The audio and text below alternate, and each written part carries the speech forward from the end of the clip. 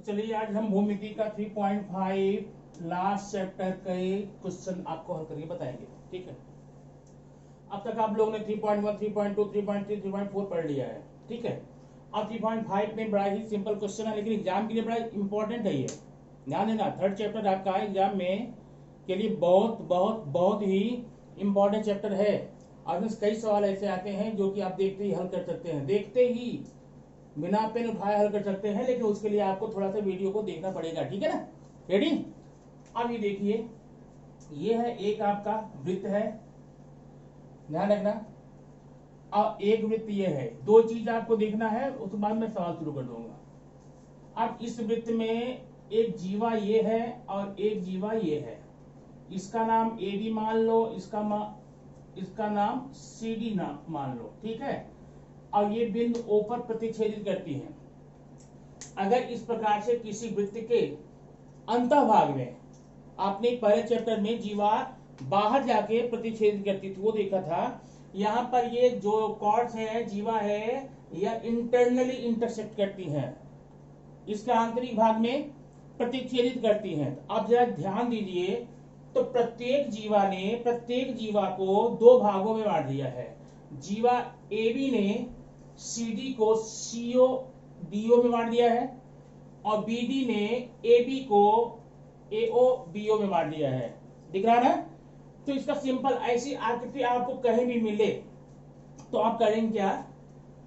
पहली जीवा का देखिए AO है ना भाग, दूसरा भाग क्या BO है, AO गुणे BO, AO गुणे BO, ये बराबर हो जाएगा। इसी प्रकार इसका ले लो CO गुणे DO, और अंत में लिख देना जीवाओं के अंतः प्रतिच्छेदन से, जीवाओं के अंतः प्रतिच्छेदन से। ठीक है, बस इतना नियम याद रखना, इसमें जितने भी क्वेश्चन होंगे आपके लिए बहुत ही आसान हो जाएंगे। ओके, बात समझ आई ना? इसे कहते हैं जीवाओं का अंतः प्रतिच्छेदन। एक्चुअली एक प्रमेय है, लेकिन प्रमेय आपके एग्जाम के लिए नहीं है, बता देता हूं आपको। जब कोई दो जीवाएं वृत्त के अंतःभाग में प्रतिच्छेदित करती हैं, तो उनके खंडों द्वारा बने आयतों का क्षेत्रफल बराबर होता है। अब इसका मतलब समझ लो, AB ने CD को दो भागों में बांट दिया, एक हो गया CO और एक हो गया DO। अगर CO DO का हम आयत बनाए तो एक इसमें लंबाई हो जाएगी, चौड़ाई हो जाएगा, तो आयत का क्षेत्रफल बराबर लंबाई गुणे चौड़ाई, CO गुणे DO। वही भाग इसके लिए CD ने AB को दो भागों बांटा, दोनों भाग AO BO हैं। अब AO BO के द्वारा अगर कोई आयत बनाएंगे तो AO और BO में एक पार्ट इसका हो जाएगा लंबाई और एक पार्ट हो जाएगा चौड़ाई, तो क्षेत्रफल क्या आएगा? लंबाई गुणे चौड़ाई। तो याद रखना, क्या याद रखोगे? किसी वृत्त के अंतःभाग में यदि दो जीवाएं प्रतिच्छेदित करती हैं, उनके द्वारा बने आयतों का क्षेत्रफल सर्वांशम होता है। ठीक है, ये थ्योरम के रूप में मैं आपको सिद्ध करके बताऊंगा। अभी तो फिलहाल इसी से हम लोग क्वेश्चन को सॉल्व करने जा रहे हैं। ठीक है, अब दूसरा नियम देख लो। दूसरा नियम है, ये है एक स्पर्श रेखा है, इसका नाम है AP। ठीक है, और ये छेदन रेखा है जो कि B और C पर प्रतिच्छेदित करती है। ऐसी आकृति आपको कहीं भी मिलती है तो इसका नियम देखो। जो ये स्पर्श रेखा ना AP, इसका वर्ग बराबर होता है छेदन रेखा द्वारा बने आयत का क्षेत्रफल। छेदन रेखा से अगर आयत बनाए तो एक हो जाएगा, ध्यान देना, यहां से लेकर यहां तक का पार्ट AB गुणे यहां से पूरा AC, AB गुणे AC। समझ ना? अब ये मान लो आकृति मैं यहां बना दूं ऐसे, ठीक है ना? तो ये है स्पर्श रेखा, ये छेदन रेखा, ये है L, ये है M, ये है N, ये है O। अब बताइए क्या होगा यहाँ पर? तो होगा LM का वर्ग ना, स्पर्श रेखा LM का वर्ग बराबर LN गुणे LO। दो नियम से आप पूरे प्रश्न इसके सॉल्व करने वाले हैं। ध्यान रखना, बस दो नियम, एक जीवाओं का अंतः प्रतिच्छेदन है, दूसरा है स्पर्श रेखा छेदन रेखा का बाह्य प्रतिच्छेदन। स्पर्श रेखा छेदन रेखा प्रमेय से। ठीक है, तो आइए एक एक करके मैं आपको इसमें जितने भी क्वेश्चन होंगे, ढेर सारे क्वेश्चन, तो मैं सिर्फ आपको बताऊंगा कि आपको कैसे करना है, आप कर सकते हैं उसको है, और कुछ क्वेश्चन ऐसे हैं जो आपको सॉल्व करके बताऊंगा, ठीक है ना। अब क्वेश्चन नंबर 1 है, जरा देखिए, यह एक है वृत्त, ये ठीक है। अब इसमें है एक स्पर्श रेखा है, ये छेदन रेखा है। स्पर्श रेखा का नाम है पी क्यू, और यहां आर और किस पर, यस पर प्रतिच्छेदित करता है। अब पहले लिख लेंगे दिया क्या गया है, दिया गया है, क्या दिया गया है, पी क्यू बराबर 12, ठीक है, और पी आर बराबर 8, आपको निकालना है पी एस बराबर कितना और आर एस बराबर कितना, ठीक है। अब ध्यान देना, स्पर्श रेखा छेदन रेखा है ना, है, तो सिर्फ आप वही नियम लगाएंगे, स्पर्श रेखा छेदन रेखा। मैं हल यहां दिखाऊंगा, ये देखिए हल क्या लिखेंगे, P Q square equal to, ये पी क्यू स्पर्श रेखा, पी आर गुणे पी एस, बात समझ में आ गई ना। ये आप यहां लिखेंगे स्पर्श रेखा छेदन रेखा, टेंजेंट एंड सेकंड, भाई theorem of tangent and secant. अब पी क्यू का मान हमें मालूम है, यहां पर लिखेंगे 12 square equal to P R, कितना है 8 इंटू पी एस, ठीक है। तो P S equal to 144 upon 8, ठीक है, कट करो। पी एस इक्वल टू 8 1 8 हो गया, यहां पर बचा 6, 8 28 64, पी एस का मान आ गया 18। मानिए 144 में 8 का डिवाइड करेंगे, 8 से डिवीजन करेंगे, तो पी एस का मान 18 आएगा। मतलब हमको ये पी एस का मान तो आ गया, ठीक ना इसका।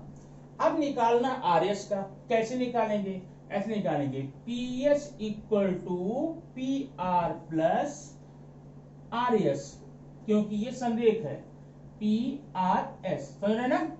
अब पी एस का मान आया है 18 इक्वल टू पी आर का कितना है 8 प्लस आर एस। अब तो आप समझ गए होंगे क्या करना ना, R S equal to 18 minus 8, R S equal to कितना 10, ये आ गया हमारा आंसर। इसका मान पूरा मान कितना आया 18 आ गया है, इसका मान 10 आ गया है, और ये 8 है, जरा देखिए 18 हो रहा है। बात समझ में आई। तो ये क्वेश्चन आपका था कौन सा, 3.5 का फर्स्ट क्वेश्चन। अब आ जाइए फटाफट मैं आपको बता दूं 3.5 का सेकंड क्वेश्चन।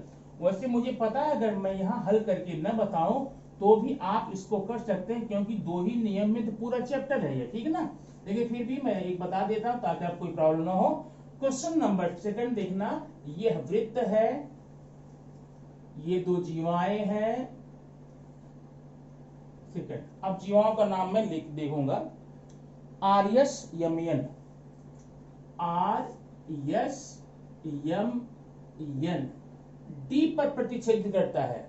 क्या लिखेंगे, दिया गया है जीवा आर एस व एम एन एक दूसरे को बिंदु डी पर प्रतिच्छेदित करता है ना। It is given, what is given, the chord RS and chord MN intersect each other at the point D, ठीक। और क्या क्या दिया गया, वैल्यू दी गई है, RD 15 है, DS 4 है, और RD equal to 15, DS equal to 4, इसके बाद और क्या दिया है, MD equal to 8, MD equal to 8, तो वैल्यू किसकी निकालनी है, DN की, ठीक है। ये क्वेश्चन नंबर फर्स्ट था, इसमें 2 क्वेश्चन है। तो ठीक है, कुछ भी नहीं करना, क्या करोगे, एम डी गुणे डी एन बराबर डी आर डी गुणे डी एस। ये देखो R D into D S equal to M D into D N. क्यों ऐसा? जीवाओं के अंतः प्रतिच्छेदन से हुआ ना। मान रखिए आर डी का मान मालूम है आपको ना, 15 है, डीएस का 4 है, एमडी का 8 है, डीएन का पता नहीं। आगे लगाओ, हो जाएगा, लगा देता हूं। DN equal to 15 into 4 upon 8 हुआ। ये देखना 2 और ये हो जाएगा 7.5। डीएन की वैल्यू यहां पर 7.5 आएगी। Any problem? No problem. Okay, thank you. अब इसी में हम देखेंगे सेकंड क्वेश्चन। इसी में अब थोड़ा वैल्यू जो है चेंज कर दी गई है, क्वेश्चन आपको वैसे ही लगाना है। वैल्यू है सेकंड में क्या दिया है? यदि P S R S equal to 18, आगे देखिए R S equal to 18, MD 9, MD equal to 9 and DN equal to 8, तो निकालना मान किसका आपको है? DS equal to what. ये देखिए अब एक प्रॉब्लम आ गई हमको यहां पे। प्रॉब्लम क्या आ गई? हमें आरएस का मान नहीं पाना है। नहीं, आरएस का मान कैसे निकालेंगे? हमको तो आरडी और डीएस का मान चाहिए था ना, लेकिन यहाँ आरएस का दिया है 18, एमडी का 9, डीएन का 8। ठीक है, एक काम करो, माना डीएस इक्वल टू, ये लिखेंगे माना डीएस इक्वल टू एक्स। ठीक है, तो अब क्या हो जाएगा? R S equal to R D plus D S. ऐसा हम क्यों कर रहे हैं? इसको यस क्यों मान रहे हैं? क्योंकि हमें हल करने के लिए ना जीवाओं की खंड चाहिए, पूरी जीवा नहीं। तो जीवाओं खंड निकालने के लिए तो डीएस के मान हमने यस मान लिया है, तो ये हो जाएगा 18 equal to R D plus X. तो R D equal to 18 minus X. ये देखो हो गया हमारा, ये हो गया 18 माइनस एक्स और ये हो गया 18। अब फिर हल करते हैं। कैसे हल करते हैं? M D into D N equal to R D into D S. क्या लिखेंगे? जीवाओं के अंतर प्रतिच्छेदन से। मान लो तो एमडी की वैल्यू तो यहां पर दी गई है 9 इंटू डीएन की 8 इक्वल टू आरडी। आरडी कितना है? 18 माइनस एक्स, बात समझ ना, इंटू इसकी एक्स। अब ये हो गया 72 इक्वल टू, एक्स को मल्टीप्लाई कर दो अंदर, 18x माइनस एक्स स्क्वायर। बात समझ में आ रही ना? ठीक है, अब क्या करें? पक्षांतर करो, ये इधर लाओ, होगा एक्स स्क्वायर। ठीक है, माइनस 18x, ठीक है, प्लस 72, ठीक है, इक्वल टू 0 हुआ। अच्छा,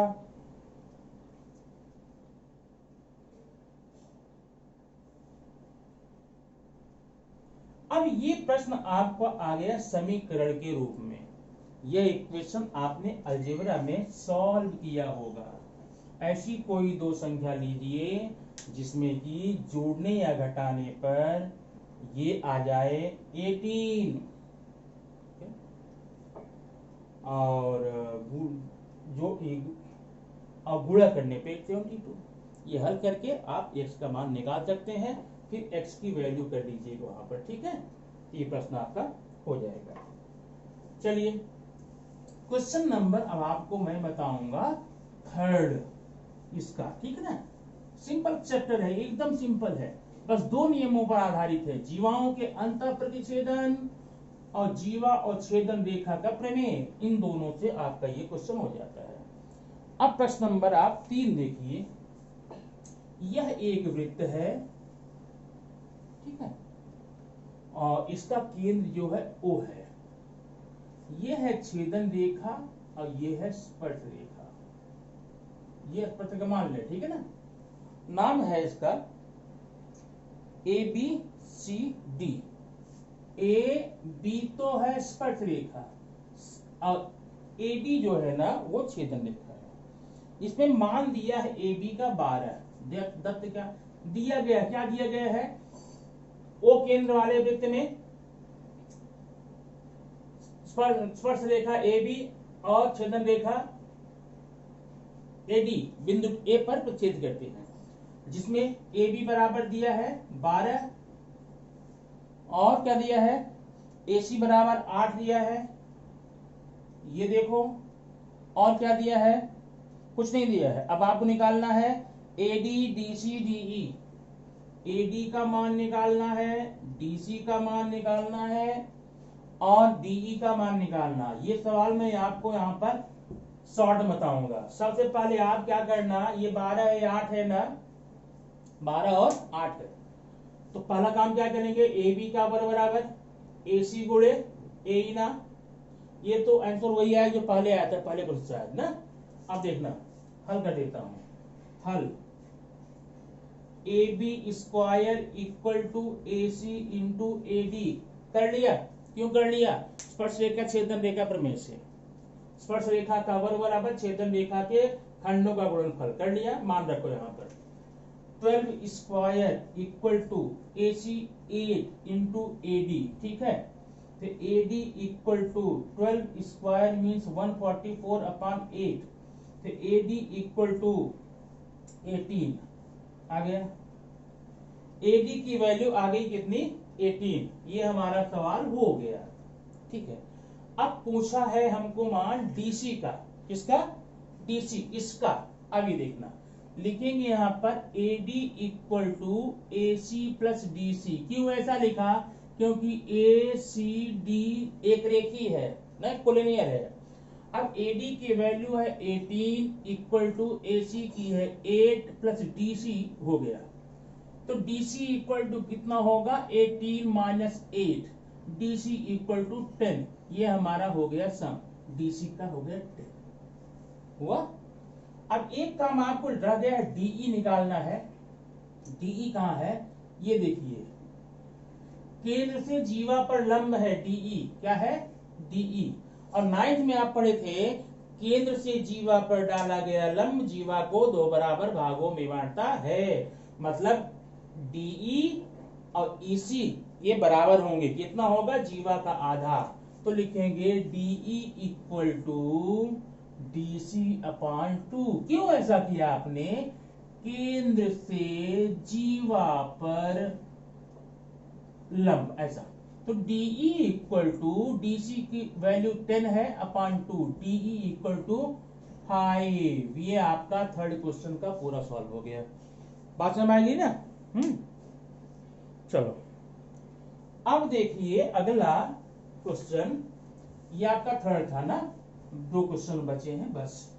2 क्वेश्चन में एक मैं आपको दूंगा होमवर्क और एक मैं आपको खुद बताऊंगा, ठीक ना। दोनों का अभी 2 बचे हैं ना, 2 क्वेश्चन बचे हैं, 4 और 5, तो 50-50, आधा आपका आधा मेरा। आप वाला पहले देख लो, पहले क्या है, ये है एक वृत्त, ठीक है। इसमें 2 जीवाएं ऐसे प्रतिच्छेद करती हैं। नाम मैं लिख देता हूं, पी एस टी, पी है, एस है, टी है, और क्या है, पी क्यू आर, क्यू और आर, वो सिंपल है, जानते कैसे। वैल्यू जो भी दी गई है आप अपने बुक में देख लेना, पी एस गुणे पीटी, पीएस इंटू पीटी, जैसे अभी आपने छेदन रेखा में लिया था, बराबर P Q into P R. ये आप इतना कर लेंगे, आप मान आ जाएगा। मान सारे दिए गए आपके बुक में सवाल में, वो मान यहाँ पर 4 चीजें हैं, 4 में 3 की वैल्यू आपको दी गई होगी, एक का निकालना होगा, आप निकाल सकते हैं, आपका होमवर्क, ठीक। अब क्लास वर्क देखिए अपना, मैं जो आपको बताऊंगा। लास्ट क्वेश्चन है, 5वां क्वेश्चन है। ये एग्जाम में आपको कम से कम 4 नंबर का आता है ना, छोटा सा है। देखिए सबसे पहले देखिए यह एक वृत्त है, सही नहीं है, चलो सही मान लेता हूं। और इसमें ये इसका व्यास है, ये इसका स्पर्श रेखा है, क्या है, स्पर्श रेखा, और ये छेदन रेखा है, ध्यान देना। अब मैं नाम लिख दूं, नाम है ई एफ डी जी। ई और एफ तो व्यास है, ठीक है, और ये डी और ये जी छेदन, यानी ये जो छेदन रेखा डी है, जी और ई को प्रतिच्छेद करती है। इसका केंद्र आप एच मान लो, हो गया। अब देखिए आपको दत्त पर लिख लो, दत्त में यच केंद्र वाले वृत्त में, क्या वृत्त में, ईएफ व्यास है ना, स्पर्श रेखा डीएफ तथा छेदन रेखा एक दूसरे को बिंदु डी पर प्रतिच्छेदित करते हैं, ऐसा आपको लिखना पड़ेगा दत्त में ना। साध्य क्या है, साध्य है कि डीई गुणे जीई बराबर 4r²। ये देखिए डीई गुणे डीई गुणे जीई बराबर 4r²। अब यहां देखिए उपपत्ति, ईएफ बराबर 2r, समझे क्या, ईएफ व्यास है ना, तो व्यास बराबर 2r होता है, ध्यान दो यहीं पर। तो सबसे पहले देखना डीएफ स्क्वायर, ये अब ध्यान देना, ये आपकी स्पर्श रेखा, ये छेदन रेखा है, आप जान गए हो क्या करना है। DF square equal to DG into DE, स्पर्श रेखा छेदन रेखा प्रमेय से, स्पर्श रेखा छेदन रेखा प्रमेय समीकरण नंबर 1 कर लो, ये ध्यान बात काम आएगा। अब जरा त्रिभुज ईएफडी देखो, ईएफडी में कोण एफ क्यों 90 है, स्पर्श रेखा और त्रिज्या के बीच बना कोण आप पहले चर्चा पढ़ चुके थे। कोण ई एफ डी बराबर 90 अंश, स्पर्श रेखा छेदन रेखा, स्पर्श रेखा और त्रिज्या, सॉरी स्पर्श रेखा और त्रिज्या के बीच बना हुआ कोण, स्पर्श रेखा और त्रिज्या के बीच बना हुआ कोण हमेशा 90 का होता है, ये आप फर्स्ट चैप्टर में पढ़े थे। तो जब ये समकोण त्रिभुज हो गया, होगा समकोण ना, तो पाइथागोरस देखो, कैसे देखोगे, इसलिए DE square equal to EF square या DF square plus EF square, क्यों, पाइथागोरस से, ठीक है। अच्छा अब डी यही रहने दो, डीएफ का मान समीकरण 1 में जाकर देखो क्या दिया गया है, डीजी इंटू डीई, मैं ऐसे लिखूंगा, जो गुणा था मतलब ये हो गया, प्लस ईएफ स्क्वायर। अब कोई पूछेगा कि सब तो ठीक था, डीएफ स्क्वायर जगह आपने ऐसा क्यों लिखा, आप बताना समीकरण नंबर 1 से, इक्वेशन नंबर 1 से, ठीक है। अच्छा आगे बढ़ो, DG into DE plus EF, EF कहां है, ईएफ बराबर ये देखो, ईएफ बराबर 2r का स्क्वायर, क्यों, ये व्यास था, ठीक है।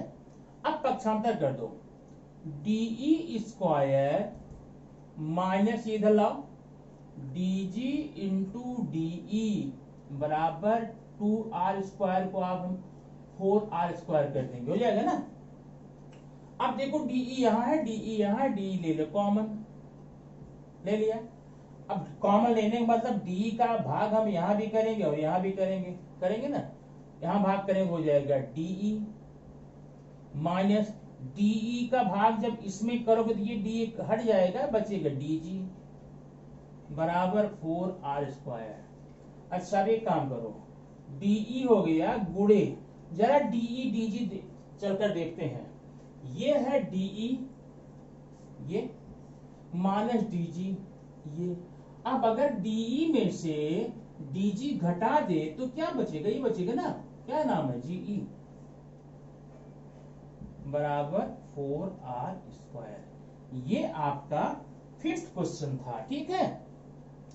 अब फिफ्थ क्वेश्चन के पश्चात आपका जो चैप्टर में और क्वेश्चन दिए गए हैं, इसका जो आपका सेट है, प्रॉब्लम सेट इसका जो है वो आपको मैं बताऊंगा। उसमें ढेर सारे क्वेश्चन दिए गए होंगे और पहले कुछ इसमें मल्टीपल चॉइस है, एमसीक्यू के क्वेश्चन हैं, फिर छोटे छोटे क्वेश्चन हैं, उसको हम लोग हल करेंगे।